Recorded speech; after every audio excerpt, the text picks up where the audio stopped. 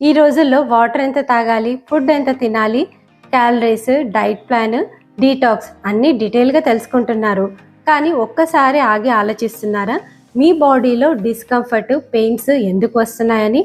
మీరు మీ బాడీ పెయిన్స్కి వాడుతున్న టాబ్లెట్స్ వల్ల సైడ్ ఎఫెక్ట్స్ ఏమన్నా వస్తాయా?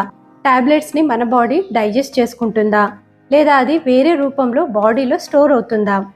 ఇంకా అన్నిటికంటే మోస్ట్ ఇంపార్టెంట్, ఆ టాబ్లెట్ మన మేజర్ ఆర్గన్స్ని స్లోగా డ్యామేజ్ చేస్తున్నాయా? ఇలా ఎప్పుడైనా డీప్గా ఆలోచించారా?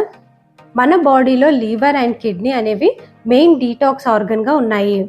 మనం తీసుకునే ప్రతి టాబ్లెట్ ఫస్ట్ లివర్లో ప్రాసెస్ అవుతుంది. కంటిన్యూస్గా మెడిసిన్ యూస్ చేస్తే లివర్ మీద లోడ్ పెరిగిపోతుంది.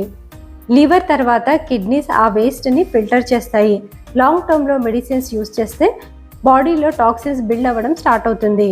అప్పుడు మనకి సిమ్టమ్స్ కనిపిస్తాయి. Fatigue, unexplained pain, heaviness, digestion issues start అవుతాయి.